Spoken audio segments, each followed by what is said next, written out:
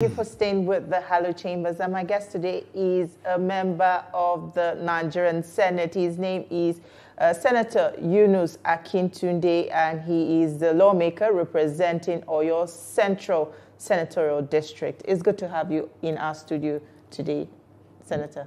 Good morning. Good morning.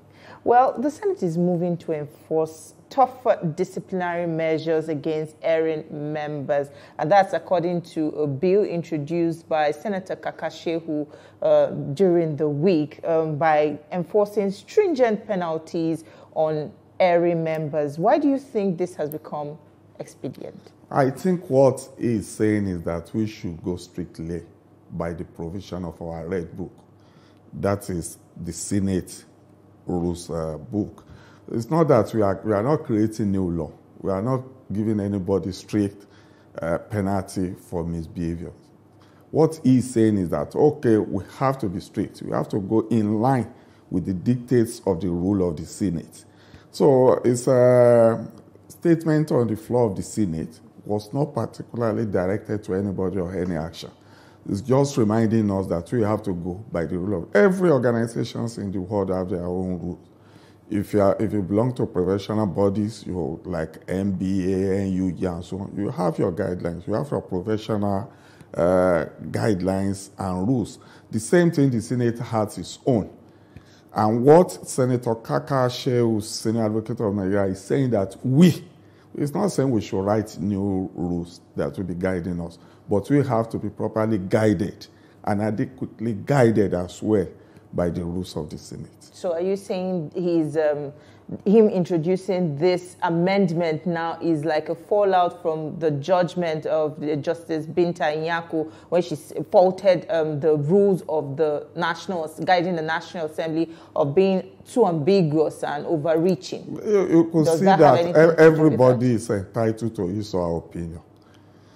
The judge did not in any way condemn the rule, and she's not competent to do that. What she said was that in her own opinion, these rules, we made the rules for the senators, not for the judges. What she said was that, okay, these rules to that's how she said it clearly, that in her own opinion, and that's her own opinion. She is not a senator. We made the rules for the senators, not for the judges, not for the ministers. So if they have their own rules in their courtroom, I will not be competent to say the rules are not in order. If any part of the rule contravene any section of the law, she's competent enough to give judgment on that. But that these rules are stringent. If we resolve on our own, look at the traders. The sawmillers, they might say you don't have to work on our meeting days. That's their own rule. If you work on a meeting day, we will seize your sawmill machine. That's their own rule. I can't stand up as a senator and say, why should you make that rule? The rule is meant for them. The same thing, these rules are meant for the senators. And that's our own Red Book. And all of us agreed to follow it. It's only when the rules run contrary to the provision of the law, that is Constitution of the Federal Republic of Nigeria, that anybody has right to say, okay, I can challenge it. If you listen very clearly, she said that by the provision of the rules of the Senate, that the Senate President has the right to allocate seats to senators, and you cannot speak from a seat that has not been allocated to you. That's the provision, part of the provision of the Senate rule. Let's talk about the public hearing on the constitution review process, which is ongoing in geopolitical zones across the country. How informed are Nigerians about this ongoing process and, enabling them to make their own input into the constitution? There is no community in Nigeria as of today that doesn't have at least a representative in the State House of Assembly, at least a representative in the National Assembly, either in the House of Rep or in the Senate. Unless you are not a Nigerian, you must belong to a section that must have been represented either in the State House of Assembly, in the House of Rep or in the Senate. That's number one. Number two, the National Assembly puts public notice on that, look, there will be constitutional review. Southwest these days, Northwest, and the location. When they put you on notice, it's for you to know that they have put you on notice. If truly you are interested in what is going on in this country, you will follow what public announcement says. Even by law, once I put you on notice, on public notice, if you claim not to know, well, that's good for you. But I believe people have their representative. It's my duty to inform my people in Oyo Central, for example, this issue of constitutional review is going on. The people in the House of Rep will do that. If you look at what we did in Lagos, the Senate Southwest Constitutional Review, you will notice that you have all speakers of the state houses of assembly represented there. You have traditional rulers, you have NGOs, special interest groups, religious bodies, and so on. So if anybody is interested in what is going on now, you should know that you have right to contribute and you have been put on notice to attend. What issues were germane to the Southwest that was raised during that hearing? Yeah, you see, Southwest is just a segment of Nigeria. Issue discussed, the Constitution was not made for Southwest. Constitution of the Federal Republic of Nigeria. Every issue raised there, look, the issue of state creation was discussed. It's a national issue. The issue of women representation is a national issue. The issue of the Nigerian labor, the workers' welfare is a national issue. So many fundamental issues were discussed there. So it wasn't being particular about a section of the country. When you are talking about the national security, about the judiciary, you are not saying we are talking of security of Southwest. No, you are talking about the security of Nigeria. Everybody in Southwest are Nigerians. You have Southerners in every part of Nigeria as well. So the review, what we did in Lagos, was organized to take care of people that live there, not meaning that they are all from Southwest. It's just for the conveniences of people coming around. You can't ask everybody from Shaki, from Ekitipupa, to be coming to Abuja. So let people that are in Southwest come to Lagos. People in North Central, let them go to. They are not going there to discuss regional issues. We were there to discuss national issues. So we'll take a quick break now. When we come back, we'll discuss how your constituents have felt your impact so far. But don't go away. We still have more for you on the program. Stay with us. We'll be right back. Only strong men lead, not weak men who don't have knowledge, who don't have capacity, who don't have access. This is not just talk. This is fireworks. Why should people elected into office and are being funded by the treasury of the state, and then their salary and allowances will be treated in secrecy? Fireworks, only on TVC News. We're glad to have you back. You're still watching Hallowed Chambers, and we still have with us in the studio Senator Yunus Akintunde. Now, before we went on the break, you were discussing about legislative matters. Now, let's move into your constituency proper. How would you say that your constituents, people of Oyo Central Senatorial District, have felt your impact so far in your representation? Thank you very much. I will break them down into sectors. Okay. The legislative duties itself. I think I won't be my own mirror. I'm not to assess myself. But within the last 2 years, I have 3 bills to my credit, and I have 2 motions to my credit. And the bills are well known. When I was campaigning, I told them that I have 4 federal higher institutions in my senatorial district. As of today, the bill upgrading the Federal College of Education Special to Federal University of Education Special. That school is the only one in Nigeria. And what it means is that people that are physically challenged cannot go beyond the College of Education certificate. The bill has passed second reading. We've done public hearing on it. And I'm sure by the time the report comes to the Senate, it will pass the third reading and wait for the presidential assent. The same thing with Federal School of Survey. Federal School of Survey is 106 years old. It's the only one in Black Africa.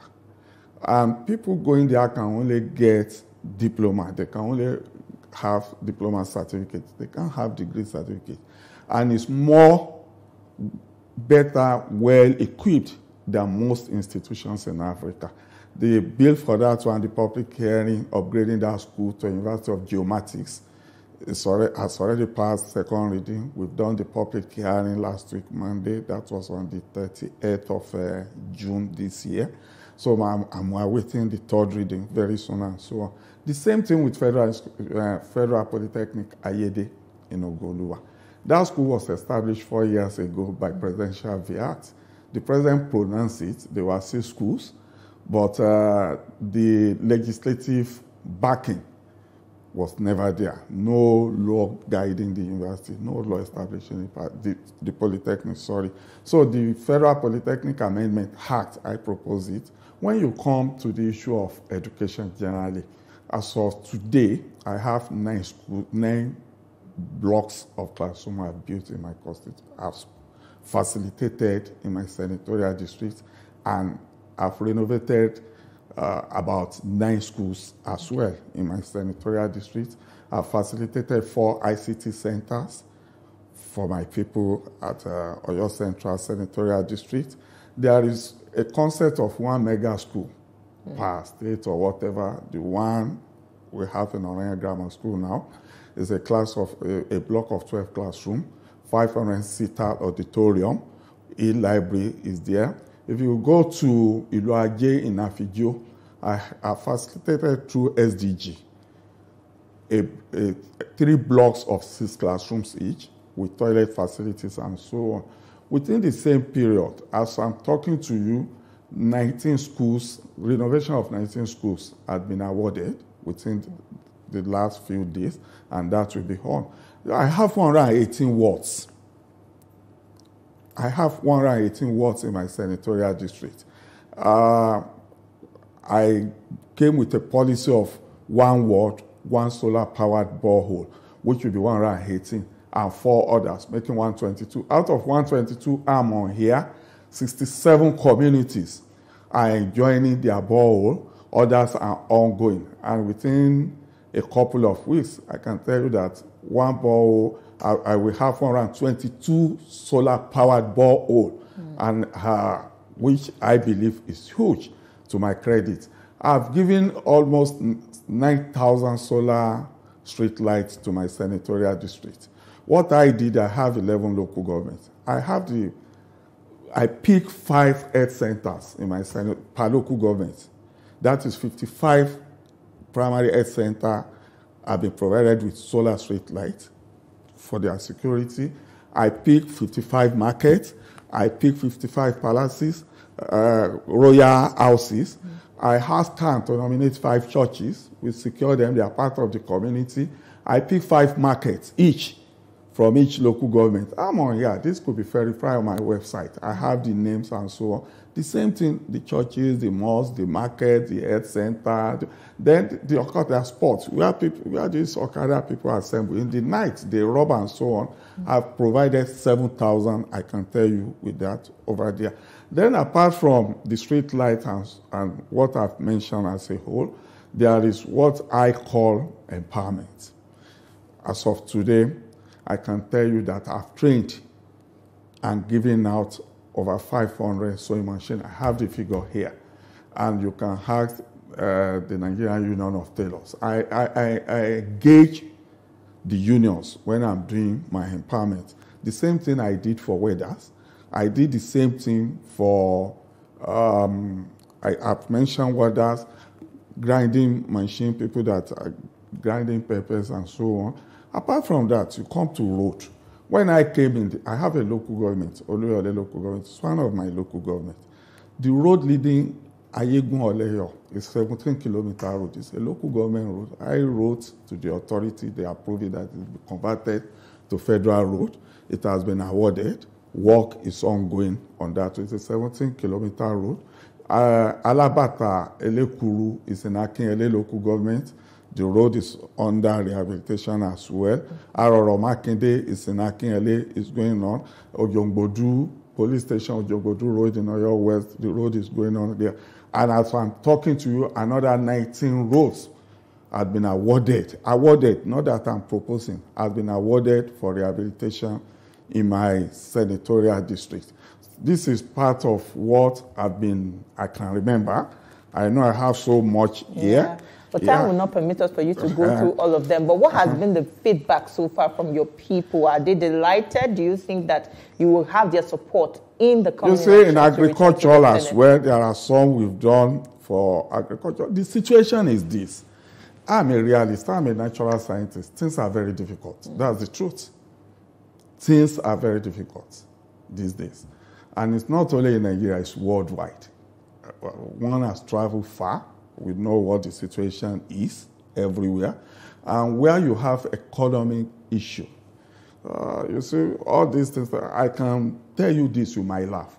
I remember when they took the second reading of the upgrade of Federal School of Survey to University of Geomatics.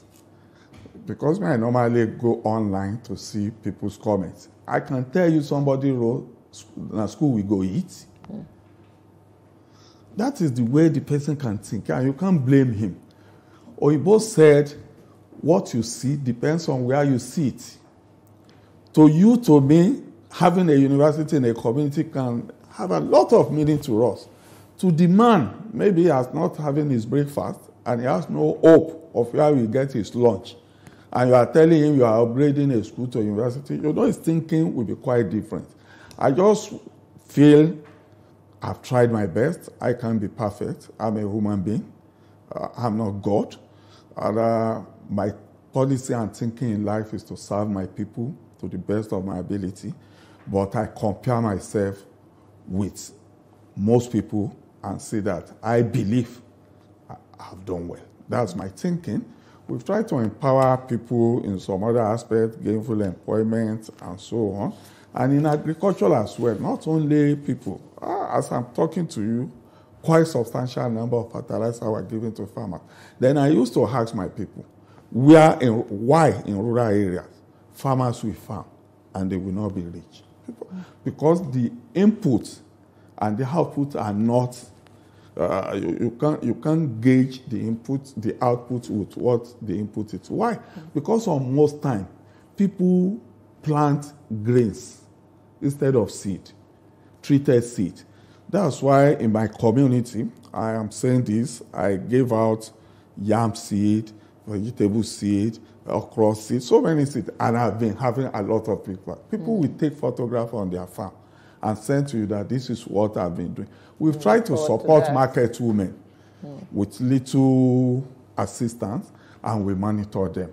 And we plan to do more. That's why my slogan before contesting and up to now is let's do more. And you can't do more unless you listen to people. Yeah, I'm sorry, I'm not here to praise myself, but I believe in having feedback from others. I stand to be corrected. The United Nations organized a training for women. I sponsor 4 from my senatorial district to attend that. Senator. And I think they are enjoying what is in there. We have a lot to do more, and I can tell you we'll be doing more. That is all on our program today. You can watch a repeat broadcast at 7 a.m. on Sunday. You can also see this episode again on TVC News YouTube channel. Do not forget to follow TVC News on all our social media handles to get the latest news and updates.